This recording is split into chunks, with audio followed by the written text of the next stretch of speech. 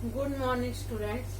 आज मैं आपको बीए थर्ड ईयर में शिक्षा शास्त्र पेपर में सब्जेक्ट में जो पहला पेपर जो पढ़ाने जा रही हूँ उस जिसका शीर्षक है शिक्षा की नवीन प्रवृत्तियां एवं नवाचार। शिक्षा की नवीन प्रवृत्तियां नवाचार में सबसे पहला टॉपिक यही है नवाचार। मैंने आपको पहले नवाचार की अवधारणा और नवाचार की प्रकार और उसकी आवश्यकता के बारे में बताया था। आज मैं आपको बता रही हूँ कि नवाचार के लिए परिवर्तन की प्रक्रिया कैसे होती है। क्योंकि नवाचार जो होता है, नवाचार के लिए परिवर्तन ही एक ऐसा माध्यम है जिसके द्वारा जो है नवाचार लाया जा सकता है। इसलिए मैं आपको जो बता रही हूँ कि परिवर्तन की प्रक्रिया क्यों जरूरी है नवाचार लाने के लिए। सबसे पहले प्राध्यापक गुहा एक शिक्षा शास्त्री हैं जिन्होंने जो है परिवर्तन की प्रक्रिया को 3 भागों में बांटा है। सबसे पहले उसने कौन सा भाग लिया है? नव गत्यात्मक परिवर्तन, नंबर 2 पे संतुलन संबंधी परिवर्तन, नंबर 3 पे विकास संबंधी परिवर्तन। मैं सबसे पहले आपको बताऊंगी नव गत्यात्मक परिवर्तन। नव गत्यात्मक परिवर्तन क्या होता है? कहता है ये परिवर्तन जो होता है चेतन स्तर पर होता है। कौन से स्तर पर होता है? चेतन स्तर पर होता है, मतलब कॉन्शियस चेतन रहकर ही जो है ये परिवर्तन जो है लाया जा सकता है। कहता है इस परिवर्तन में 2 तत्व जो है विद्यमान होते हैं, एक योजना का स्तर, दूसरा सचेतन का तत्व। इसमें कौन से 2 तत्व विद्यमान होते हैं? एक योजना का स्तर होता है, दूसरा सचेतन तत्व होता है।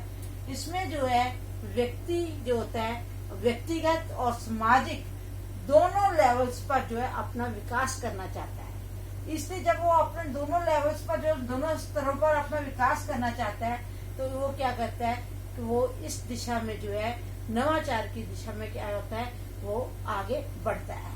जब वो इसकी तरफ आगे बढ़ता है तो अपने आप में वो नया या नवीनता लाने की कोशिश करता है। जैसे उदाहरण के तौर पे, क्योंकि नवीनता अगर हम अपने जीवन में स्वीकार नहीं करेंगे तो हम आगे नहीं बढ़ पाएंगे। इसलिए हमें देखो, मैं आपको इसके लिए एक उदाहरण के द्वारा इस बात को स्पष्ट करती हूँ कि देखो कोई बच्चे हैं, कई होते हैं वो कठिन विषय पढ़ना चाहते हैं, वो सरल विषयों को नहीं पढ़ना चाहते। इसलिए वो सरल विषय जो होते हैं, आसान विषय जो होते हैं, उनको जब पहले पीरियडों में, जब फर्स्ट पीरियडों में पढ़ा दिया जाता है तो वो लास्ट पीरियड तक जो है रुकते हैं, कठिन विषय पढ़ने के लिए रुकते हैं। अगर हम कठिन विषयों को अगर पहले पढ़ा दें और उसके बाद हम सरल विषय उनको पढ़ाते रहें तो हम बच्चों को रोक नहीं सकते। इसलिए जो है हम जो है कठिन विषय पढ़ाने के लिए कई बार विद्यालयों में पहले विषय जो है सरल कर पढ़ा लेते हैं, आसान वाले, और उसके बाद हम कठिन विषय पढ़ाते हैं। ये जो परिवर्तन आता है, जो किया जाता है विद्यालय की तरफ से, ये जो परिवर्तन किया जाता है ये नव गत्यात्मक परिवर्तन कहलाता है, क्योंकि जिस चेतन स्तर पर ही किया गया था। दूसरा परिवर्तन होता है संतुलन संबंधी परिवर्तन। दूसरा परिवर्तन कौन सा होता है? संतुलन संबंधी परिवर्तन। ये चेतन और अचेतन दोनों स्तरों पर होता है। ये चेतन स्तर पे और अचेतन दोनों स्तरों पर जो है होता है। इसमें ज्ञात भी और अज्ञात भी हो सकता है। ये परिवर्तन क्या होता है? ये अज्ञात भी और ज्ञात भी हो सकता है। कहता है इसके लिए जो है कुछ कारक होते हैं जो घटित होने चाहिए, जिसकी वजह से ये संतुलन संबंधी परिवर्तन जो है घटित होगा, प्रक्रिया इसकी होगी। वो कारक कौन से, घटित होने वाले कारक कौन से हैं? नंबर 1 पे जब कोई प्रेरक हो, नंबर 2 पे इनको गति देने वाला कोई कारण उपस्थित हो, नंबर 3 पे इनकी कोई आवश्यकता हो, या इनका संबंध जो होता है व्यक्ति की जो है मूल प्रवृत्तियों के द्वारा के साथ होता है। जैसे हमें जब किसी चीज की आवश्यकता होती है तो हमें तनाव उत्पन्न होता है। उस तनाव को उत्पन्न होने से हम क्या हो जाते हैं? असंतुलित हो जाते हैं। जब हमारी वो इच्छा जो पूरी हो जाती है तो हम दोबारा जो संतुलन की अवस्था में, आवश्यकता पूरी होने पर संतुलन की अवस्था में फिर आ जाते हैं। इसलिए ये चेतन और अचेतन दोनों स्तरों पर किया जाता है। इसकी उदाहरण देखो, जब हमें भूख लगती है तो हम क्या करते हैं? हम बेचैन से होते हैं, हमारे अंदर तनाव सा उत्पन्न होता है, हमें कुछ खाने के लिए मिले।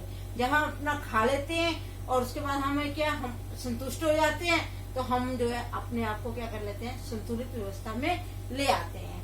इसलिए ये परिवर्तन जो होता है चेतन और अचेतन दोनों स्तरों पर जो होता है, इसके पर घटित होने के लिए कुछ कारकों का होना आवश्यक होता है। वो जो मैंने 3 कारक आप यहाँ पे आपको बताए हैं।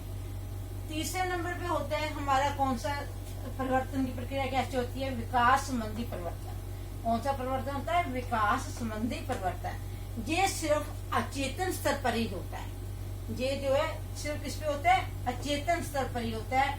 कहता है इसको समझना, पहचान करना, प्रभावों का मूल्यांकन करना एक बहुत कठिन कार्य होता है।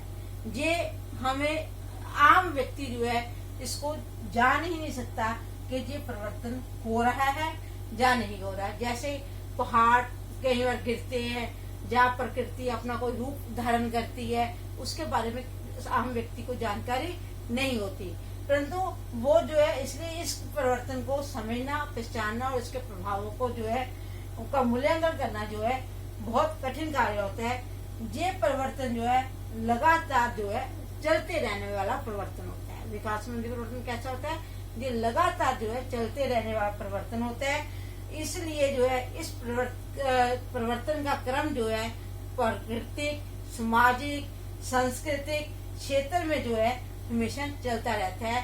कई बार जो है हमारे इतिहासकार जहाँ हमारे शिक्षा शास्त्री जो है इस विकास संबंधी परिवर्तन के बारे इनको भी जानकारी नहीं हो पाती। इसलिए जो आम साधारण व्यक्ति तो इसके बारे में जानकारी कर ही नहीं सकता कि ये परिवर्तन होगा या नहीं होगा। इसीलिए ये परिवर्तन जो होता है प्राकृतिक दृष्टि में, सामाजिक दृष्टि में, सांस्कृतिक क्रम में जो है अपने आप ही चलता रहता है। इसलिए परिवर्तन की प्रक्रिया आपको समझ आ गई होगी कि जिस परिवर्तन प्रक्रिया को प्राध्यापक बुआ ने जो है इनको 3 भागों में जो बांटा था। Thank you.